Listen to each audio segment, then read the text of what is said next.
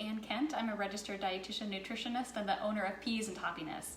Today we're going to talk about rhubarb. It is a wonderful spring, early summer piece of produce that can make your desserts just taste so good. It offers just a tangy, tart flavor that is really, really unique.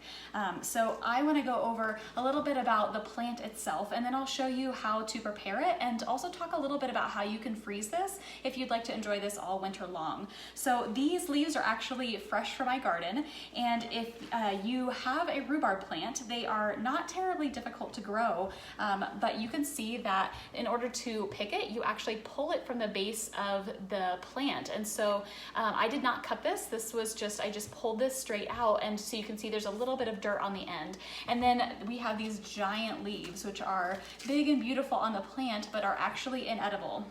So the part of rhubarb that we eat is the stem. It's similar to celery in that it really functions or prepares similar to celery, but you should know that these leaves are inedible. They actually contain very high amounts of oxalic acid, which is poisonous to humans. So in small amounts it can cause vomiting, and in large amounts it can actually cause death. It can be fatal. So you're going to want to throw these leaves away. Don't give them to your dog. You can compost them though, so that will not hurt you if you want to stick them in your compost, because they are very big, and you'll find that if you are picking your rhubarb, you're going to have a lot of leftovers. So the first thing to do when you're starting this, I like to use just a paring knife to trim these ends off. So I'm just going to cut right below the base of that leaf, and then I'm also going to trim off this end here, and that's going to help trim any of the dirt and just make this really nice and clean.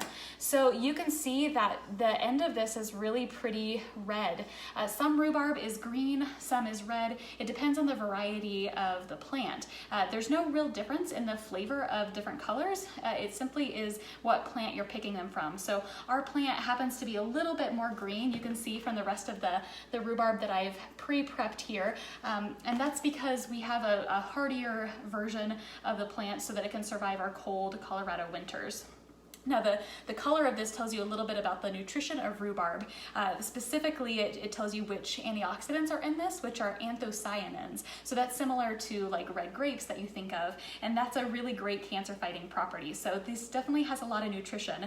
And although we use rhubarb like a fruit, oftentimes we pair it with strawberries and use it for desserts, it actually has the nutritional qualities of a vegetable. So 1 cup of uncooked rhubarb has about 20 calories and about 5 or 6 grams of carbohydrates, which is really similar to broccoli or other types of vegetables that you would eat. So really nice and really nutritious. It has a ton of vitamin K, it has vitamin C, it has potassium, manganese, and even calcium. So a really nutritious option if you want to add that to your dessert.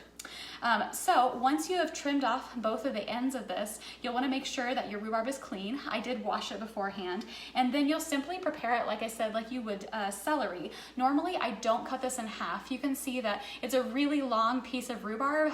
You won't always find rhubarb this long, and that's okay, but it should be about this thick. So you can see that it's a little bit wider than my thumb, and that's going to give us a good piece of rhubarb without it starting to become somewhat kind of dry and dehydrated. So you can see this is a little bit bigger piece of rhubarb, a little bit bigger than my thumb, and you can see that on the end here it's starting to become a little bit woody and a little bit dehydrated, so it's not going to have quite as much flavor, and that really has to do with when you pick the rhubarb. So you want to pick it when it's young enough that it's going to have a really nice firm stem, but don't let it grow so big that it starts to get kind of squishy.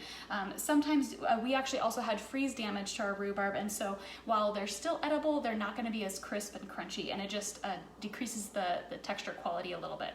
So once you cut this, you can see that I have stored my rhubarb that I picked yesterday in just a Tupperware, and you can just store that in the refrigerator. So I washed it, made sure that it was fairly dry so that it doesn't get moldy, and then I just trimmed it into pieces that would fit inside this Tupperware. You can put a lid on this and store it in the refrigerator for actually up to several weeks if it was picked fresh. You'll just want to make sure that it doesn't start to dehydrate, and again that it's dry when it's going in so that it doesn't become moldy.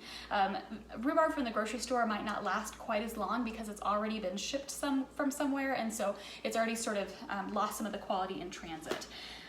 But if you want to store this for the winter time, I usually like to cut rhubarb in pretty small pieces, just with a chef's knife and using the similar rocking motion as usual. You can see that it's really easy to cut as long as you have a sharp knife.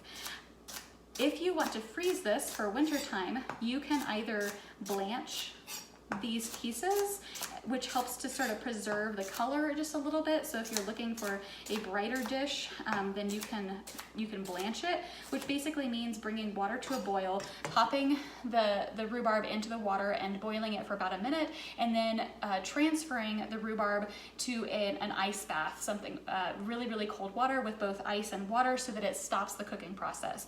You don't want to overcook it, otherwise again it will start to lose some of its texture quality. But the other thing you can do with rhubarb is actually just take these individual pieces that you've cut, spread them out on a cookie sheet or a baking sheet, put them in the freezer and let them freeze in individual pieces, and then transfer them to a container where you can store them all together. And that's the easiest way to measure the rhubarb if you're making different things during the winter. That way the pieces will actually come apart really easily. If you do blanch it and you don't want to wait for it to dry and thaw separately, then you can also pre-measure your amounts and put those into different freezer containers and freeze those individually. Otherwise, it can be kind of tricky to measure if you have just a big amount of frozen rhubarb. So rhubarb, again, traditionally is used in desserts. It's thought of as a pie, vegetable pie fruit, because it's most traditionally used in pie, rhubarb pie, but it can also be used in crisp. I dropped a link to one of my favorite strawberry rhubarb crisp recipes that I have, also used in coffee cake, it can be used in custard, and it can even be used in salsa that I recently found out from a friend. So if you have any special ways of using rhubarb that are a little bit unique, I would love to see your recipes and hear your ideas. Feel free to drop a comment with your favorite way to cook rhubarb in the comments. If you have any questions about rhubarb, please let me know. I'm happy to answer them. But with that, I hope that you have a chance to enjoy this tasty vegetable slash fruit and enjoy the warmer weather that we're starting to have. So thanks everybody for being here, and I look forward to catching you next week. Take care.